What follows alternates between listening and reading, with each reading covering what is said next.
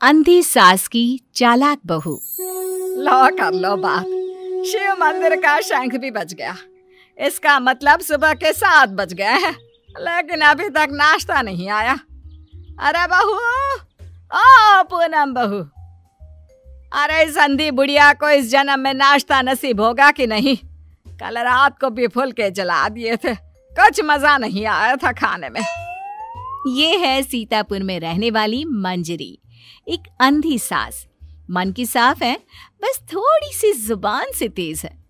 मंदिर के शंखनाद से ही इन्हें पता चल जाता है कि वक्त क्या हो रहा है। और ये रही इनकी चालाक बहू पूनम। अच्छा हुआ जो मैंने ऑनलाइन ऑर्डर कर दिया सब कुछ, वरना ये बूढ़ी लाठी मेरी छाती पर मूंग दलने लग जाती। अरे बहू, तू घर में है भैया, चल बसी। हाय राम, ऐसा न कहो सासू माँ, दिन में एक बार तो भी माँ सरस्वती जुबान पर बैठती हैं। अरे नहीं नहीं, तुझे कुछ ना होगा। खुशबू तो बड़ी अच्छी आ रही है। ऐसा कौन से पंच पकवान बनाए हैं आज तूने?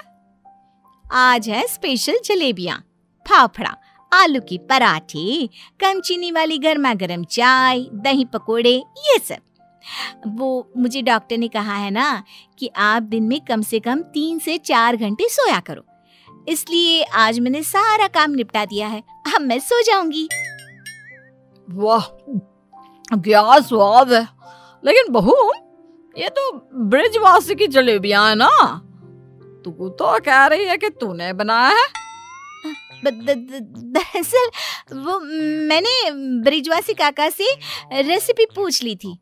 अच्छा मम्मी जी, मैं आती हूँ अभी, जरा वो दूध गैस पर तेज आंच पर रखकर आई हूँ ना। पूनम फौरन ही वहां से उठकर रसोई में भाग जाती है। मंजरी को फिर भी पूनम पर थोड़ा शक आता है।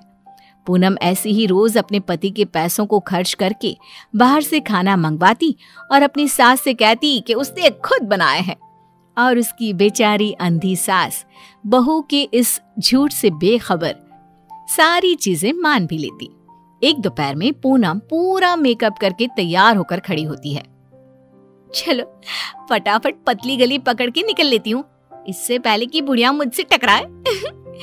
बेचारी मेरी अंधी सासू माँ, उसे लगेगा कि मैं सो रही हूँ, जबकि मैं तो अपनी जानू से मिलने जा रही हूँ।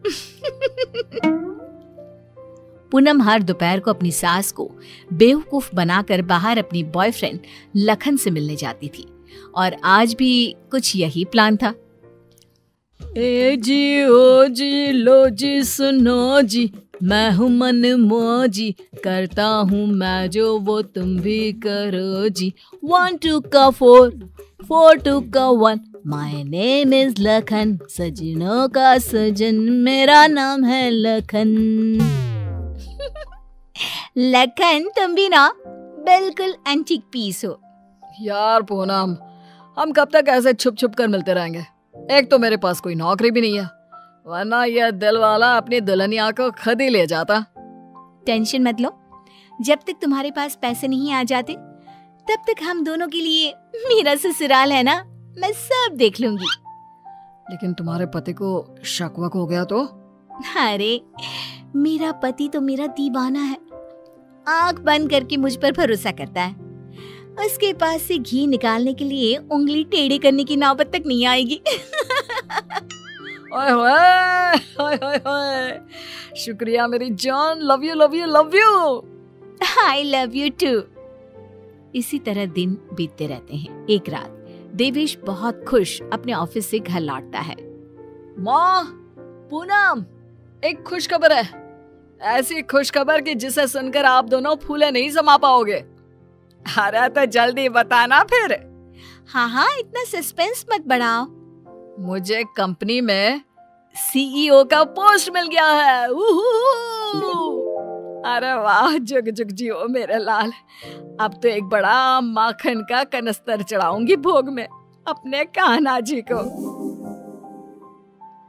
वाओ, मतलब अब 2 गुना 3 गुना 4 गुना पैसा होगा और हमारी तिजोरी में साल की 12 महीने दिवाली होगी। वाह वाह वाह वाह, कांग्रेचुलेशंस देवेश।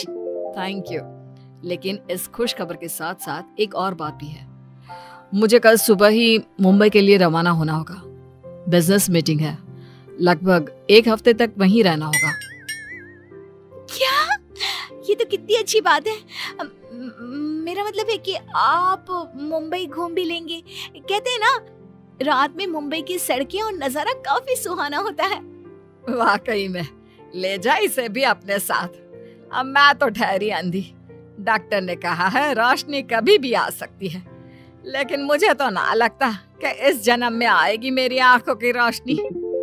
कैसी बातें करती हो सासू माँ आप भी। मैं भला अपनी सास को छोड़कर कहीं जाऊंगी क्या? अगर मैं चली गई तो आपकी सेवा क्या पड़ोस की मीना करने आएगी? देवेश, तुम आराम से घूम कर आओ और मेरे लिए एक अलग से सूटकेस भर के तोहफे लाना। इसे तो बस तोहफे ही दो, चाहे वो तीज हो, त्योहार या कोई और आम मामूली सा दिन। बस तोहफे तोहफे तोहफे। बिल्कुल पागल है ये। अरे मैं तोहफे मांगू तो आपको क्या दिक्कत है? आप भी मंगवा लो ना। देख देख देवेश बेटा, कैसे कैंची की तरह तेज चल रही है इसकी जुबान। अरे आप दोनों शांत बैठ जाओ, मैं आप दोनों के लिए ढेर सारे तोहफे लाऊंगा बस। देवेश अगली सुबह मुंबई के लिए निकल जाता है। इसी बात से खुश होकर पूनम सोचती है, रास्ते का कांटा तो साफ हो गया है। अभी मैं चुपके से मेरे लखन को घर पर भी बुला सकती हूँ। इस अंधी बुढ़िया को तो कानों कान भनक भी नहीं लगेगी। पूनम अब रात को चुपके से पीछे के दरवाजे के जरिए लखन को घर पर बुला लेती है। अब जहाँ सास घोड़े बेचकर खर्राटे मारते हुए सो रही होती है, तो वो बहू की बात करने की आवाज सुनकर तुरंत उठकर बैठ जाती है। ये आवाज किसी आदमी की लगती है, शायद बहू के कमरे से आ रही है। लेकिन नहीं, मैं भी कुछ ज्यादा ही दिमाग लगा देती हूँ। देख रही होगी कोई भूत या फिल्म। अब तो पति नहीं है घर में, इसलिए रात भर ऐसे ही करेगी ना। लेकिन अगर कल जल्दी नहीं उठी तो फिर मैं इसके कानों के पास जाकर बर्तन बजाऊंगी जोरों जोरों से। ये सिलसिला रोज चलता है और मंजरी को रोज लगता है कि पूनम टीवी पर कोई फिल्म देख रही है। एक दिन जब पूनम बाहर होती है, तभी मंजरी सोकर उठती है और आंखें खोलते ही उसे सब कुछ दिखाई देने लगता है। वो अपने आसपास सब कुछ देखकर काफी खुश और आश्चर्यचकित हो जाती है। ये तो गजब हो गया, मेरे आंखों की रोशनी फिर से लौट आई। डॉक्टर ने सही कहा था, रोशनी कभी भी लौट सकती है। बहू, अरे ओ पूनम का चांद, कहाँ मर गई? देख तो अब मुझे सब कुछ दिखाई दे रहा है। अब तो मैं छड़ी का इस्तेमाल भी नहीं करूंगी और अब मैं रोज अपने भगवान जी को भी देख सकती हूँ। पूनम! मंजरी अपनी बहू को आवाज लगाते हुए पूरा घर तलाशती है, लेकिन पूनम उसे कहीं नहीं दिखती। तभी उसकी नजर तिजोरी पर पड़ती है जिसका ताला नहीं लगा था। इस पर वो जैसे ही तिजोरी खोलती है तो हैरानी से उसकी आंखें फटी की फटी रह जाती है। ये कैसे हो सकता है? जहां तक मुझे पता है, देवेश ने कहा था कि वो घर खर्च के लिए 25,000 दे के जा रहा है, लेकिन यहाँ तो उसका आधा भी नहीं है। जरूर ये पूनम ने पैसे अपने शॉपिंग पर खर्च कर दिए होंगे। पैसे को पानी तरह बर्बाद करती फिरती है। आने दो उसे, फिर देखती हूँ उसे। तब तक मैं अपने भगवान के दर्शन कराती हूँ। मंजरी मंदिर जाती है, अच्छे से दर्शन करती है और खुशी खुशी वापस घर की तरफ चल देती है। जहाँ रास्ते में उसकी नजर मंदिर के पास बहती नदी के किनारे बैठी अपनी बहू पर पड़ती है, जो लखन के साथ वहां बैठी थी। ये यहाँ क्या कर रही है और इसके साथ कौन बैठा है? पता तो करना ही पड़ेगा। अब मंजरी चुपचाप आगे बढ़ती है और वहीं पास में एक बड़े पेड़ के पीछे छुपकर उनकी बातें सुनने लगती है। सुनो लखन, कल मेरा पति आने वाला है। आज रात को तुम आना और हम दोनों पूरी तिजोरी पर हाथ साफ कर देंगे। और भी बहुत सारा बेशकीमती सामान पड़ा है घर पर, उसे भी हम अपने साथ लेकर यहाँ से भाग जाएंगे। आइडिया अच्छा है मेरी जान, अब हमें कोई नहीं रोक सकता। हम ना यहाँ से सीधा सिंगापुर जाएंगे डार्लिंग। बाप रे बाप, इसका मतलब इस महारानी का इस मुफ्तखोर के साथ चक्कर चल रहा है। अच्छा, तो मेरे बेटे को लूटकर अपनी दुनिया बसाने का प्लान चल रहा है। अब रुक, तुझे दिखाती हूँ दाल और आटे का भाव। अब घर पे अच्छे से डोली सजाती हूँ तेरी विदाई के लिए। मंजरी वहां से चली जाती है और कुछ देर बाद जब पूनम घर लौटती है तो वो दोबारा उसके सामने अंधी होने का नाटक करने लगती है। अरे सासू माँ, व्हाट्सएप? अरे कुछ नहीं बेटा, बस वो देवेश की याद आ रही थी। अरे सासू माँ, इतना लोड क्यों ले रही हो? वैसे भी वो कल तक वापस आ ही जाने वाला है, फिर क्यों खामखा परेशान हो रही हो आप? वैसे भी कल से आप दोनों माँ बेटे अपने रोने के दिन भरने शुरू कर देना। क्या कहा? मेरा मतलब कल जब आएंगे 1 हफ्ते के बाद, तब आप कर लेना ना भरत मिलाप, गली मिलके जी भर के रो लेना। अच्छा, ऐसा कह रही है क्या तू? ठीक है, चल बहू, मेरे ना घुटनों में काफी दर्द हो रहा है, थोड़ा बाम लगाकर मालिश तो कर देना बेटा। और हाँ, 2 दिन बाद 7 पंडितों को भोजन खिलाना है, उसके लिए मसाले भी तो तैयार करने हैं। सिलबट्टे पर ही पीसना है उनको, घर के पिसे शुद्ध मसाले चाहिए। लेकिन सासू माँ, मैंने जो कह दिया सो कह दिया, अब कोई आना कानी ना करना, ठीक है? वरना देवेश को फोन करके बता दूंगी। हाँ। मंजरी अपनी बहू पूनम से जानबूझकर सारा काम करवाती है और ना चाहते हुए भी पूनम को वो सारा काम करना ही पड़ता है। आखिरी बार थोड़ी एक्स्ट्रा सेवा करा लेती हूँ इस नासपिटी कर्मचली से। मुझे इतने सालों तक उल्लू बनाया ना, अब इससे एक दिन में कैसे सूखी मिर्ची बनाती हूँ देखना। सारा दिन काम करके पूनम अपने कमरे में जाती है और रात को लखन पीछे के दरवाजे से घर में घुस आता है। किधर है सारा माल? जल्दी करो, अपने पास बिल्कुल भी टाइम नहीं है। पूनम और लखन मिलकर सामान चुरा ही रहे होते हैं कि तभी वहां पर देवेश और मंजरी आ जाते हैं और उन्हें वहां देखकर पूनम और लखन के पैरों तले जमीन खिसक जाती है। देवेश, तुम? सासू माँ, आप देख सकती हो? कैसे? तुझे क्या लगा तू हमें इस तरह चूना लगाकर आसानी से बचकर निकल जाएगी? पूनम, जो कुछ भी तुमने हमारे साथ किया है ना, मैंने कभी सपने में भी नहीं सोचा था कि तुम ऐसा करोगी। बहुत बहुत गलत किया तुमने। और तू लंगूर लखन, तेरी तो ऐसी की तैसी। बचाओ, माफ कर दो भैया, माफ कर दो। लखन हाथ जोड़कर खड़ा हो जाता है, लेकिन देवेश उसे नहीं छोड़ता। वो तुरंत पुलिस को बुलाता है और पूनम और लखन को फ्रॉड और चोरी के केस में अरेस्ट करा देता है। शिल्पा की आदतें ठीक नहीं थी। वो ना बोलने से पहले कुछ सोचती और ना ही कुछ करने में। उसकी इस आदत से सभी परेशान रहते। बहन, घर पर मेहमान आए हैं और शक्कर खत्म है, थोड़ी शक्कर दे दो, मैं बाजार जाऊंगी तो ले आऊंगी। अरे शिखा बहन, तुम तो माफी करे, जब देखो तुम्हारे घर में कुछ न कुछ खत्म ही रहता है। अरे शिल्पा, चिल्ला क्यों रही हो? कहा ना घर में मेहमान बैठे हैं, सुन लेंगे। सुन लेंगे तो सुन ले, तुम लोगों की मांगने वाली आदत तो बंद होगी। अच्छा शिल्पा, ना दो शक्कर, लेकिन बात तो अच्छे से करो। 1 कटोरी शक्कर के लिए तुमने मेरी बड़ी बेइज्जती कर दी। शिल्पा बड़बड़ाते अंदर चली जाती है तो शिखा भी घर चली जाती है। माँ, क्या हुआ? अरे कुछ नहीं बेटा, पता नहीं कहां कहां से ऐसे पड़ोसी आ जाते हैं, जब देखो तब कुछ न कुछ मांगने के लिए घंटी बजाते हैं। अब घंटी बजे तो दरवाजा ना खोलना। पता नहीं माँ की ये आदत कैसे बदलेगी, किसी को कुछ भी बोल देती है, बोलने से पहले सोचती भी नहीं। शिल्पा की ये आदत दिन ब दिन बढ़ती ही जा रही थी। एक दिन शिल्पा के दरवाजे सब्जी वाला आया। सुनो भैया, मुझे ये भिंडी, टिंडे, लौकी और आलू के साथ 1 किलो प्याज दे दो। जी बहन जी। वो एक एक कर सारा सामान पैक कर देता है। कितने पैसे दूं? 220 रुपए पूरे। अरे इतना महंगा नहीं। हाँ, मैं तो सिर्फ 150 दूंगी। नहीं नहीं, पैसे तो पूरे लूंगा, नहीं तो सब्जी वापस कर दो। ऐसे कैसे वापस कर दूंगी?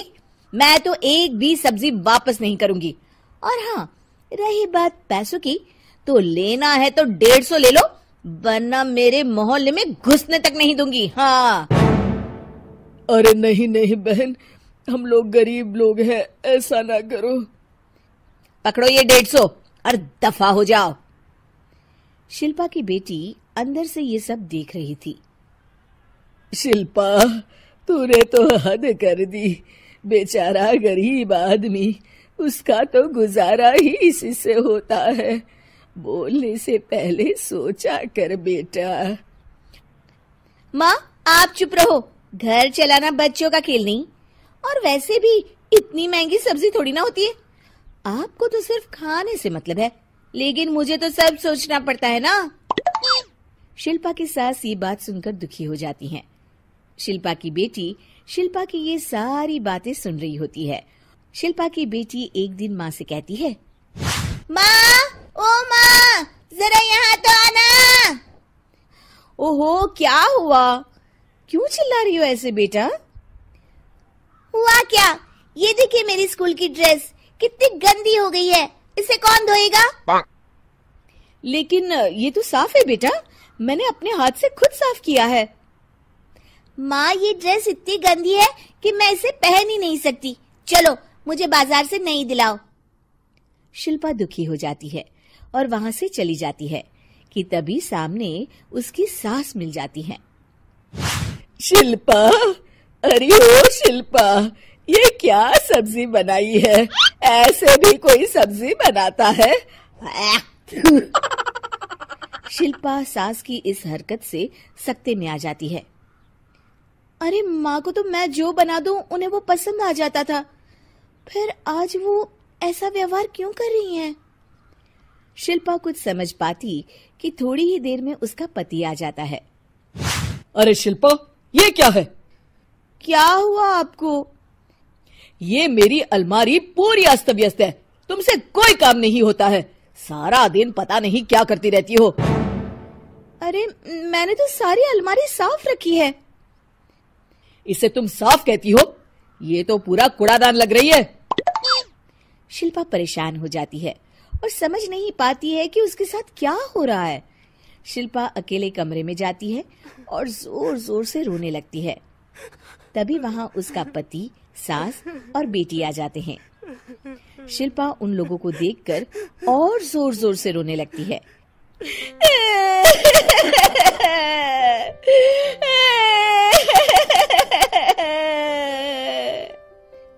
कि तभी उसकी सास उससे कहती है, क्या हुआ?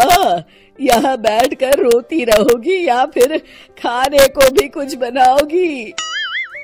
माँ, पहले आप बताएं, आप लोगों को क्या हुआ है जो मुझसे ऐसा व्यवहार कर रहे हैं?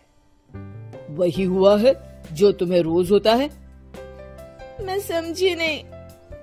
माँ, आज घर वालों ने आपसे बुरा व्यवहार किया तो आपको कितना बुरा लगा ना?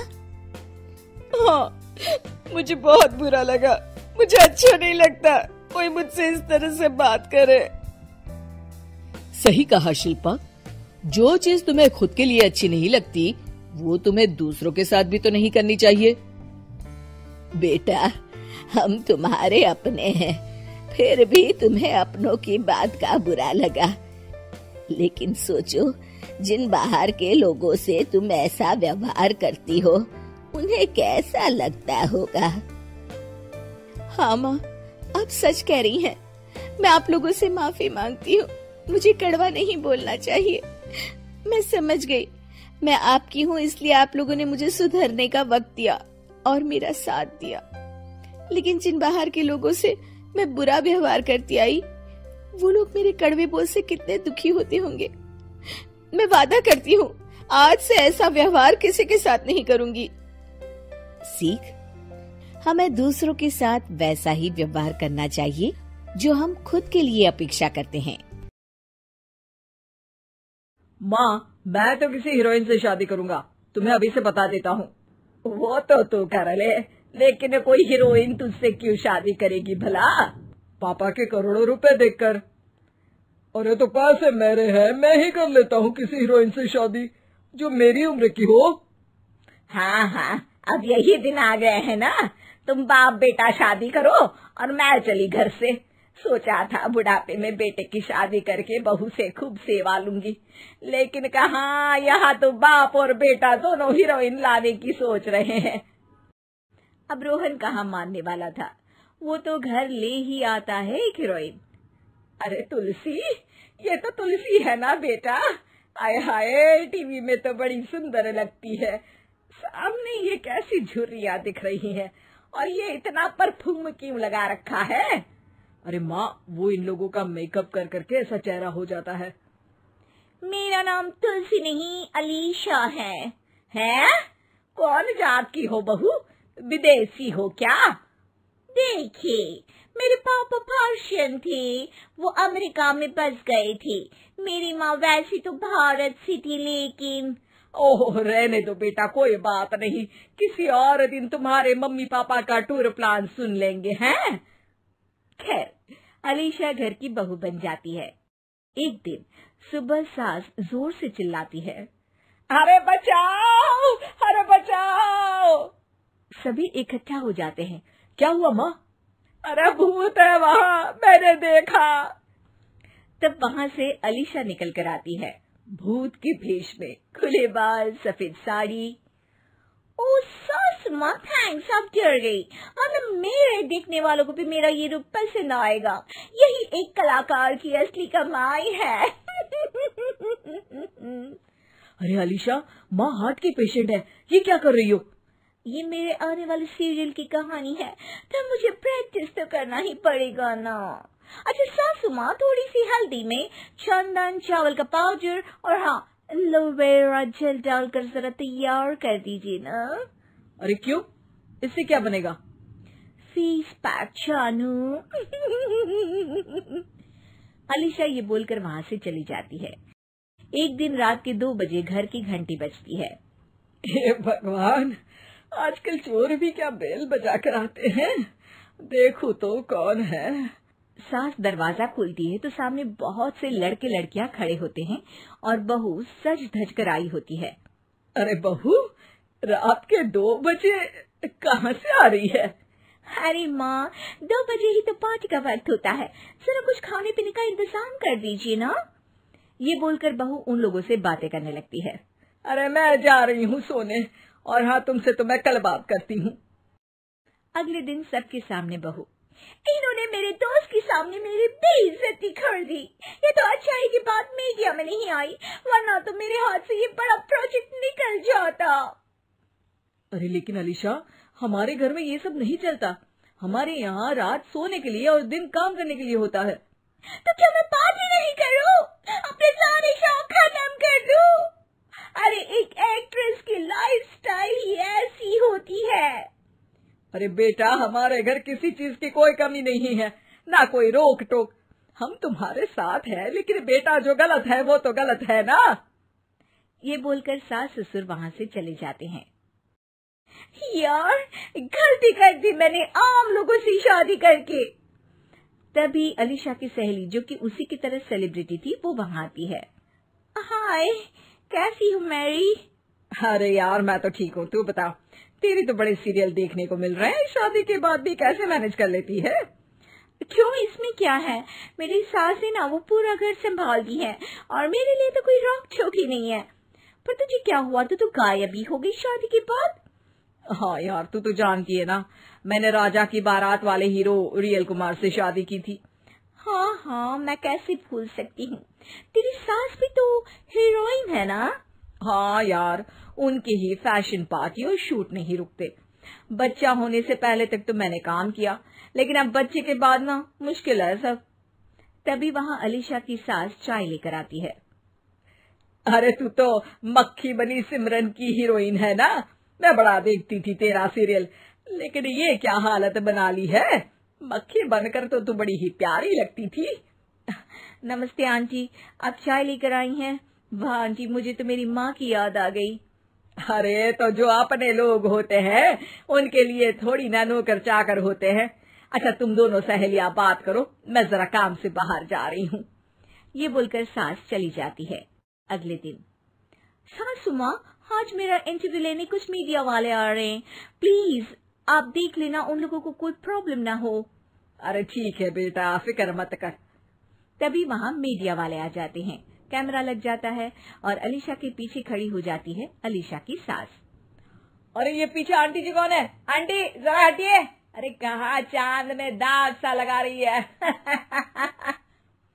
सास को कैमरामैन की बात अच्छी नहीं लगती, वो अलीशा समझ जाती है। माफ करना, वो गलती से। वो वहां से निकल ही रही होती है कि अलीशा सास का हाथ पकड़ लेती है। सास को हैरानी होती है, ये मेरी सास है, कोई दाग नहीं। आज जो आप मेरी चमक देख रहे हैं उसे रोशनी यहीं से मिलती है। अरे मैम, कहाँ बुरा मान रही है छोटी छोटी बात का। आपको तो पता है हमारे चैनल में इंटरव्यू के बाद आपका करियर और चमक जाएगा। करियर से ज्यादा जिंदगी का चमकना जरूरी है, जो मेरे परिवार के साथ ही है। और हाँ, ये स्क्रिप्ट नहीं है, चलो निकलो यहाँ से। निधि की शादी किशन नगर में जतीन के साथ हो जाती है। उसकी 2 सास थी, एक तो उसकी सास और एक उसकी दादी सास। निधि स्वभाव में बड़ी ही चंचल स्वभाव की थी और ये बात उसकी सास को बिल्कुल पसंद नहीं थी। एक दिन निधि हेडफोन लगाकर गाने सुन रही होती है और नाच रही होती है, तभी उसकी सास वहां आ जाती है। It's the time to disco, कौन मिले देखो किसको, It's the time to disco। निधि जैसे ही मुड़ती है, उसकी सास वहां खड़ी होती है। वो अपनी सास को देखकर नाचना बंद कर देती है। मम्मी जी, मैं ना बस थोड़ा। नहीं नहीं बहू, और नाचो, पूरे दिन रात एक कर दो प्रैक्टिस में। क्या है ना, तुम्हें तो डांस इंडिया डांस में जाना है ना। Dance India dance? नहीं नहीं मम्मी जी, वो तो मैं बस ऐसे ही। हाँ हाँ पता है, तुम ऐसे ही ठुमके मार रही हो, नाश्ता तो बनानी ही है अब तक। ओह बस मम्मी जी, मैं जा ही रही थी बनाने। तभी वहाँ निधि की दादी सास आ जाती है। अरे बहू, जरा मेरे कमरे में तो चल, तेरा चश्मा नहीं मिल रहा है। माँ जी, चश्मा मिलेगा भी कैसे, वो तो आपने अपने सर पर लगा रखा है। भूल गई थी मैं। सास वहाँ से चली जाती है और दादी सास निधि की तरफ देखकर मुस्कुराती है और आंख मारती है। अगले दिन निधि टीवी देख रही होती है, तभी वहाँ उसकी सास आती है और कहती है, बहू ये क्या, दिन भर टीवी के सामने अपनी आंखें खराब करती रहती है तू। मम्मी जी, वो कोई काम नहीं था तो मैंने सोचा कि टीवी ही देख लूं। अच्छा, काम नहीं था, कोई नहीं, रात में घर में कुछ रिश्तेदार आ रहे हैं, उनका खाना बनाना है। चलिए बहुरानी जी। हैं?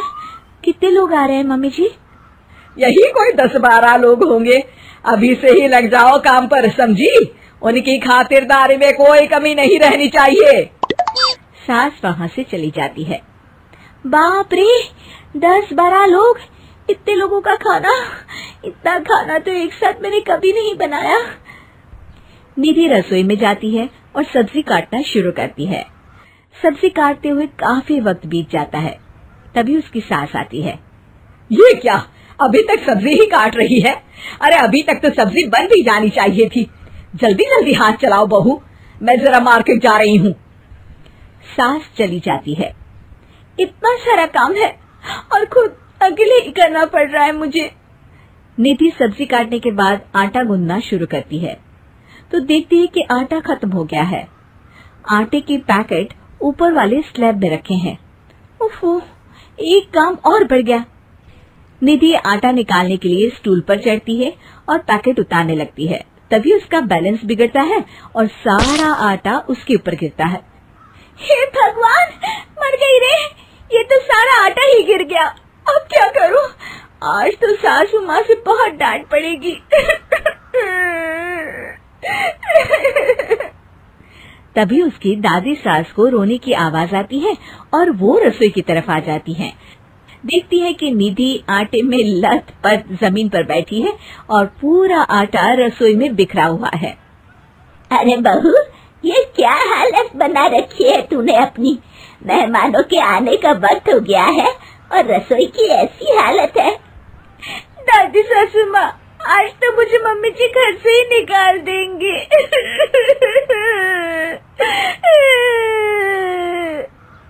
ओफो, रोना बंद भी करो और जल्दी से सफाई शुरू करो।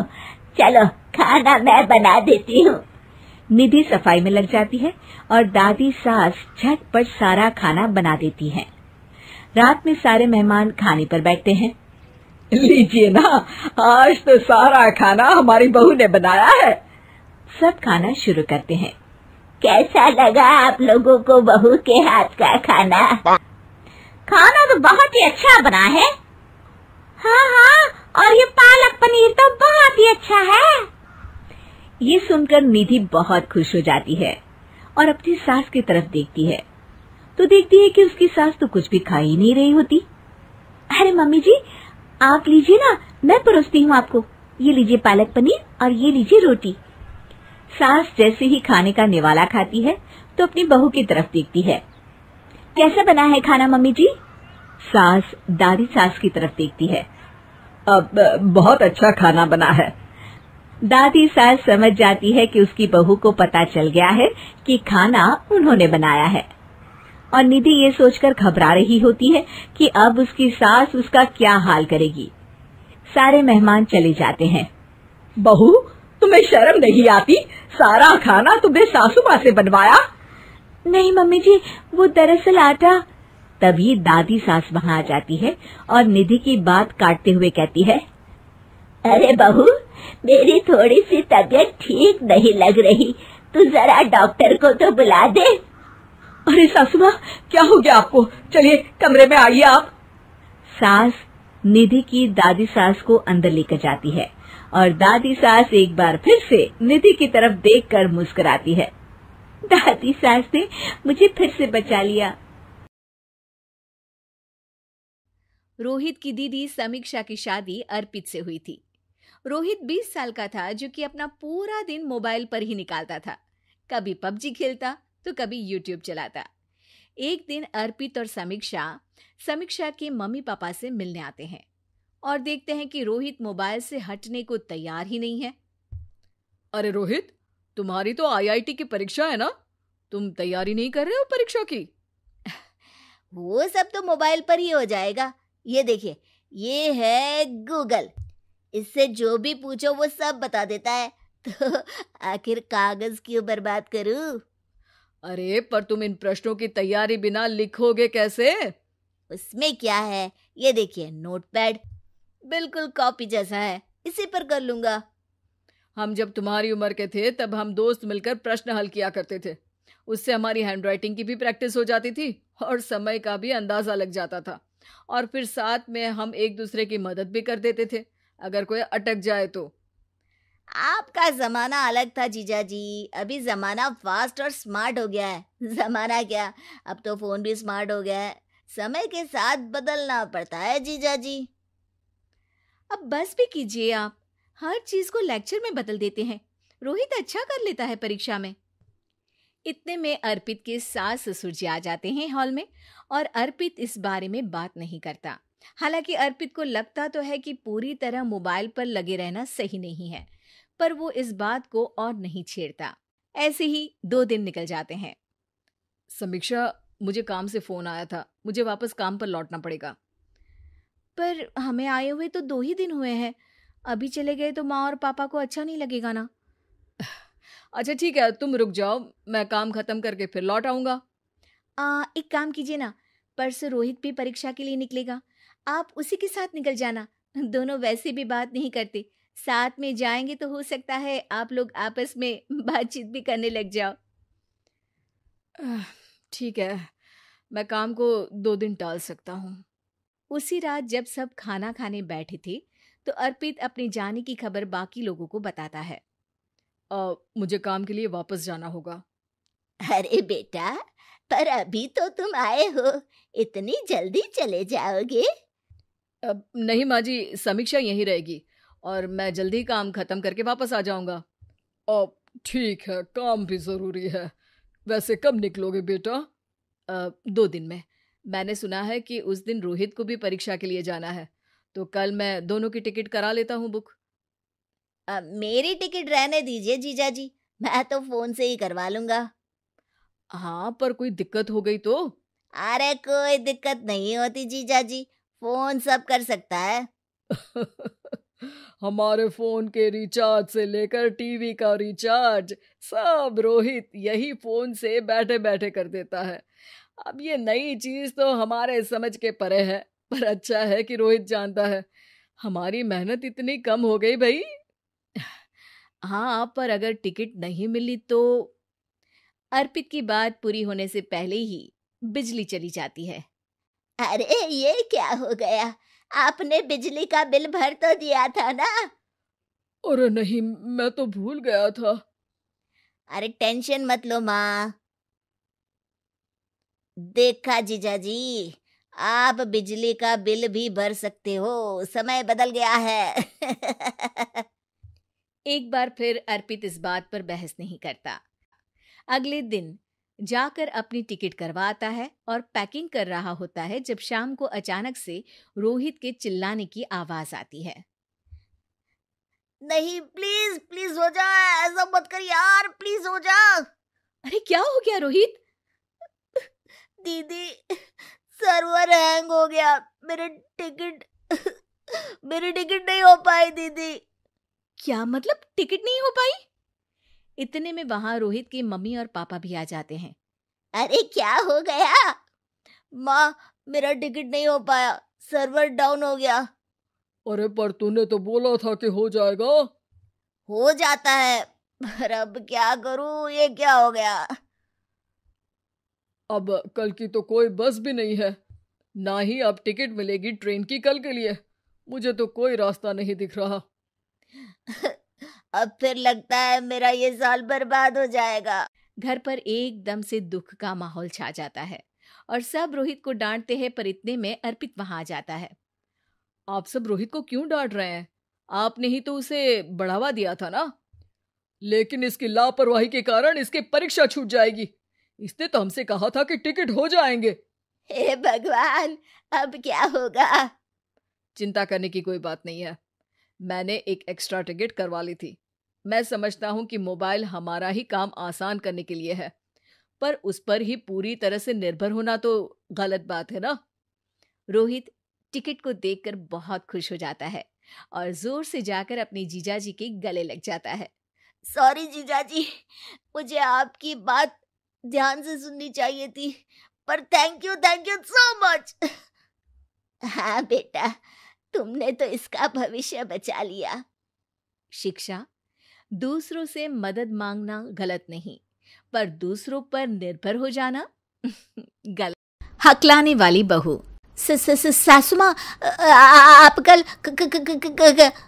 अरे बेटा, मुझे व्हाट्सएप ही कर दे, मैं व्हाट्सएप पे पढ़ लूंगी। बाय। हाँ, ओके बाय बेटा। सास वहां से चली जाती है। बात तो सुनिए।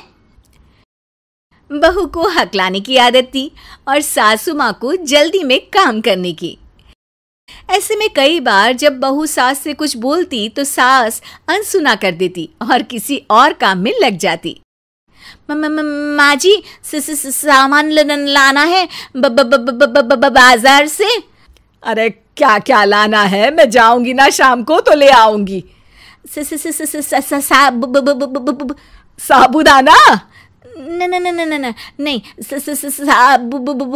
हे राम, अरे जल्दी बोलना, क्या लाना है? झाग वाला साबुन? अच्छा ठीक है, लेकर आऊंगी। झाग देने वाला साबुन ले आऊंगी बस। झाड़ू लाना। अच्छा, और बता। और सब ठीक। अरे हाल नहीं पूछ रही हूँ, सामान में और क्या लाना है ये बता। सॉस? अरे सॉस तो रखा है ना। सॉरी। अरे बेटा, ये हालचाल और सॉरी की बात बाद में कर लेना, अभी बस सामान क्या लाना है ये बता दे। माचिस? मटर? नहीं, मसाले? अरे अरे मटन? अरे बेटा, अपने घर में मटन कहाँ बनता है। बहू सास की पीठ पर एक लपड़ मार देती है। अरे ये क्या बहू, बदतमीज कहीं की। मच्छर था पीठ पे। हाँ, अच्छा है कि गाल पे नहीं था बहू। बाकी सामान माँ जी। अरे रहने दे बहू, रहने दे, मैं खुद किचन में जाकर दिखाऊंगी कि क्या क्या सामान लाना है। सास बाजार चली जाती है। थोड़ी देर बाद घर पम्मो आंटी आ जाती है। सास घर के बाहर रहती है। सास को पम्मो आंटी बिल्कुल पसंद नहीं है। वो जब भी आती है कुछ ना कुछ मांगती ही रहती है। बहू पम्मो आंटी की ये बात जानती है और वो सोचती है, सासू माँ को बोल देती हूँ कि पम्मो आंटी आई है तो बाजार में ही घूम लेंगी। अगर पम्मो आंटी के जाने से पहले सासू माँ आ गई तो पम्मो आंटी उनसे कुछ न कुछ मांग लेंगी या बाजार से आने वाला सामान अपने साथ ले जाएगी। बहू बाजार से वापस लौट रही सास को दूसरे कमरे में जाकर फोन लगाती है। हेलो, आप बोल बहू। हेलो माँ जी। अरे जल्दी जल्दी बोलना, घर ही आ रही हूँ, कुछ और लाना है क्या। नहीं। नहीं? अरे फिर फोन क्यों किया। आप घर? हाँ, घर ही आ रही हूँ। हाँ सा नी प म ग रे सा। बेटा, इनके आगे भी तो कोई सुर लगा। घर घर में? घर ही आ रही हूँ, चल बाद में बात करती हूँ। बहू सोचती है, हे भगवान, सासू माँ को बिल्कुल सब्र नहीं है पूरी बात सुनने का। कुछ न कुछ तरकीब लगा के पम्मो आंटी को घर से बाहर करना ही पड़ेगा, इसके पहले कि सासू माँ आ जाए। वरना जो भी बनिया का सामान आ रहा है उसमें से कुछ न कुछ तो लेकर ज़रूर जाएंगी पम्मो आंटी। आंटी, मुझे कहीं आना है। अरे वाह, मैं भी सोच रही थी, मैं भी चलती हूँ। अकेले? अरे नहीं नहीं, अकेले क्यों जाओगी, तेरे साथ चलूंगी ना मैं। मुझे अकेले जाना है। बहू पम्मो आंटी को घर से भेजने की जुगाड़ जमा ही रही होती है। इतने में सास घर पर आ जाती है। अरे वाह, सास भी आ गई तुम्हारी। अरे बहू, तुम्हारी जगह मैं होती ना तो तुम्हारी सास के लिए गाना गाती। पास मेरे जब घर सास आई तो मुझे सास आई, मुझे सास आई। सास पम्मो को देखकर घबरा जाती है। अरे पम्मो जी। अरे तुम भी हकला गई मुझे देखकर। और ये बैग में क्या लेकर आई हो, जरा दिखाओ तो। बस बहू और सास देखते रह गए और आधे से ज्यादा चीजें पम्मो जी ने अपने लिए पसंद कर ली और घर लेकर गई। बाद में बहू ने बताया कि उसने सास को कॉल इसीलिए किया था ताकि वो घर ना आए, वरना पम्मो आंटी सामान ले जाएगी।